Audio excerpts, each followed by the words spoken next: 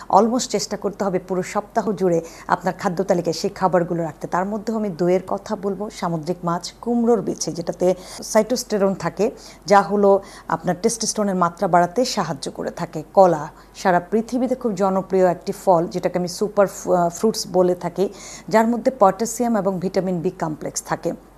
এবং এই ফলের বিভিন্ন রকমের উপাদানের মধ্যে একটা নির্দিষ্ট উপাদান থাকে যা যৌন রস উৎপাদনে সাহায্য করে থাকে, টেস্টোস্টেরনের মাত্রাটাকে বাড়িয়ে দেয়। মধুর কথা আমরা প্রত্যেকেই জানি, অর্থাৎ শীত বা গ্রীষ্ম আপনি চাইলে ইনস্ট্যান্ট এনার্জেটিক হওয়ার জন্য ভিতর থেকে আপনি চাইলে এভরিডে 1 চা চামচ মধুতে আদা কুচি একটু কালিজিরা তেল মিক্সড করে এভরিডে সকালে কিন্তু 1 চা চামচ আপনি খেতে পারেন।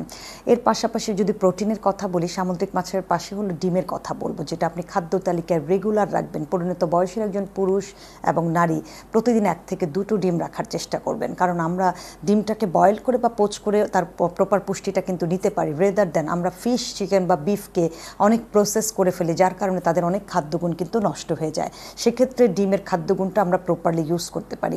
সিজনাল ফলগুলোকে রাখতে হবে এবং প্রতিদিন কালার বুঝে 2 থেকে 3টা কালারের ফল যেন আপনার খাদ্য তালিকায় থাকে। রঙিন শাকসবজি, বিভিন্ন ধরনের বেরিজ থাকে, যে বেরিজগুলো আমাদের বডিতে টেস্টোস্টেরনের মাত্রাটাকে বৃদ্ধি করে। পাশাপাশি আপনাকে খেয়াল করতে হবে যে আমরা চারিদিকে অনেক ধরনের আমরা বাদামের কথা বলে থাকি, যে বাদামে ওমেগা 3 ফ্যাটি অ্যাসিড থাকে, জিঙ্কের পরিমাণ অনেক বেশি পরিমাণে থাকে। সো এই খাবারগুলো কিন্তু আপনার যৌবন ধরে রাখতে সাহায্য করবে। এগুলো যে প্রতিদিনই আপনাকে খেতে হবে তা না, এই খাবারগুলো উইকলি আপনার খাদ্য তালিকায় সাইকেল ওয়াইজ যেন আসে। এবং আমি বলে থাকি যে মিনিমাম সপ্তাহে 3 থেকে 4 দিন কাঁচা রসুন 1 কোয়া করে সকাল দুপুর রাতের খাবারের পাশাপাশি আপনাকে খাওয়ার জন্য, কারণ এই রসুনে থাকা একটা বিশেষ ধরনের উপাদান আছে যেটি আপনার বডিতে, পুরো বডিতে, ইন্দ্রিয়গুলোতে ব্লাড সার্কুলেশন বাড়িয়ে দেয়।